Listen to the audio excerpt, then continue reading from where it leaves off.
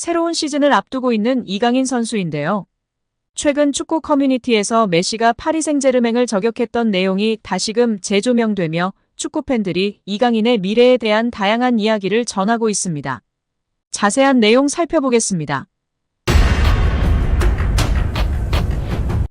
22세 나이에 챔피언스리그 우승을 노리는 프랑스의 거함.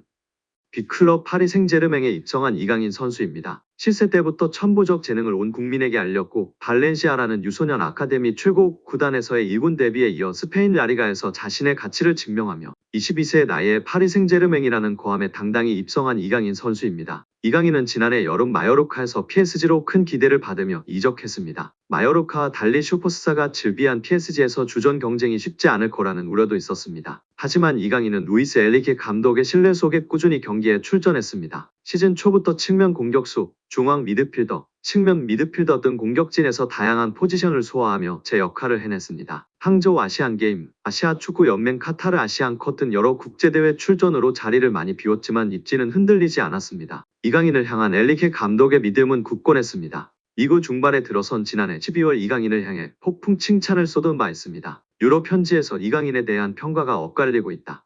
감독으로서 이강인을 어떻게 생각하느냐라는 질문에 이강인은 우리에게 굉장히 중요한 선수다. 오른쪽 윙뿐만 아니라 미드필더 오른쪽, 왼쪽을 모두 소화한다. 가짜 9번으로도 뛴 적 있고 공격 전 포지션에서 뛸 수 있는 선수다라며 기술적 측면에서 이미 톱 레벨이고 수비 능력까지 갖췄다고 극찬했습니다. 이후 메스와의 17라운드에서 도움을 올리며 PSG의 3대1 승리를 이끌 자 엔리케 감독은 그에게 결정적인 패스란 너무 자연스러운 패스처럼 쉬운 일이다라며 거듭 칭찬했습니다. 이어 나는 우리 팀의 다재다능함을 좋아한다. 왼쪽 미드필더로 시작한 이강인은 자연스러운 자리였음에도 후반전에 오른쪽으로 이동했다. 난 선수들에게 이런 면을 원한다. 상대를 예측할 수 없게 하고 교체 없이도 상황을 바꿀 수 있다.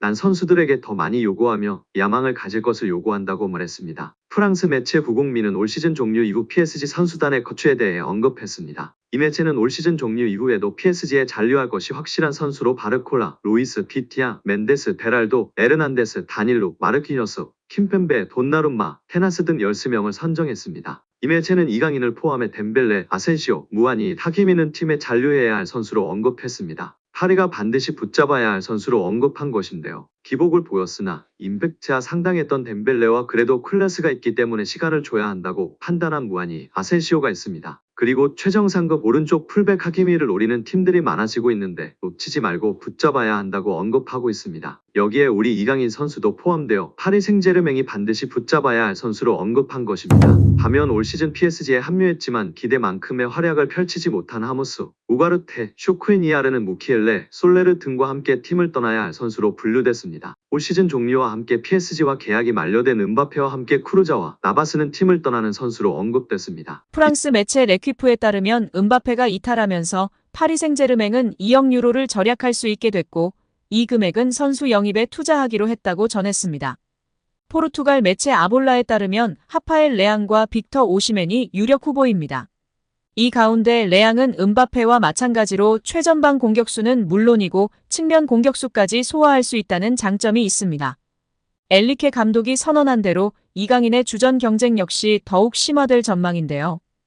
아볼라는 중원 보강도 있을 예정이라며 나폴리 흡이차 크바라헬리아와 맨체스터시티 베르나르도 실바 영입을 시도할 수 있다고 전했다.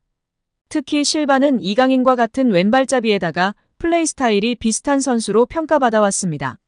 반대로 파리 생제르맹을 떠날 가능성이 제기된 선수들도 있습니다. 미드필더 카를로스 솔레르와 우가르테가 대표적입니다.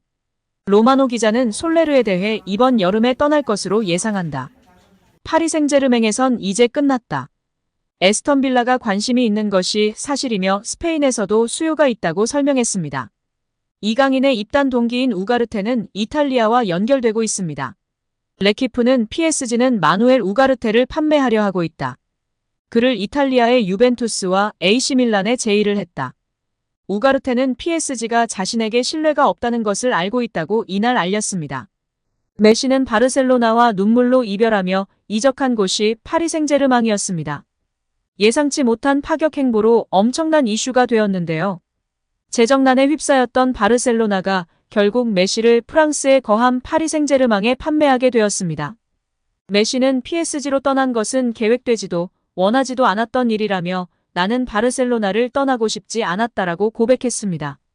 당시 바르셀로나는 재정난에 시달리며 고액 연봉의 메시를 감당하기 어려워졌고 메시는 연봉 삭감에 동의했지만 끝내 바르셀로나가 재계약 포기를 선언하며 끝내 눈물의 고별 인사를 남기고 PSG로 이적한 것이었습니다. 2022년도 시즌 메시는 소속팀이었던 파리 생제르맹에서도 최고의 활약을 펼쳤습니다.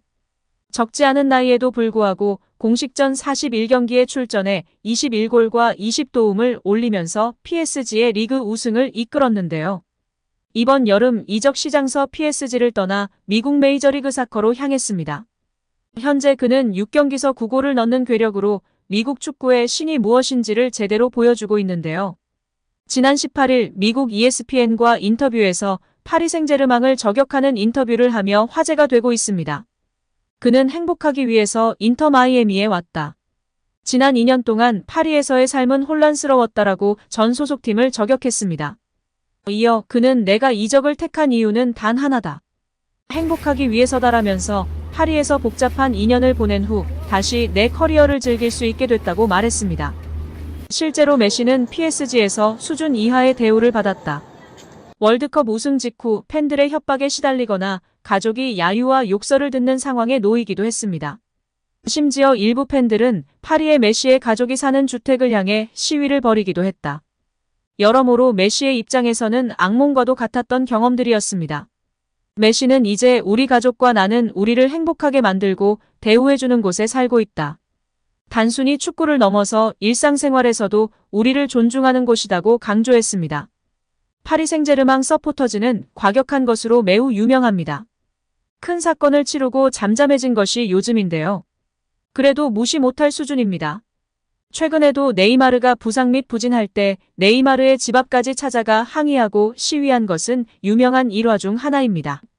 파리 생제르맹의 골수팬이자 방송인이기도 한 파비앙은 이강인 같은 선수는 팀을 위해 헌신하고 많이 뛰고 팬들을 존중하는 선수이기 때문에 무척이나 사랑받을 것이라고 이야기하기도 했는데요.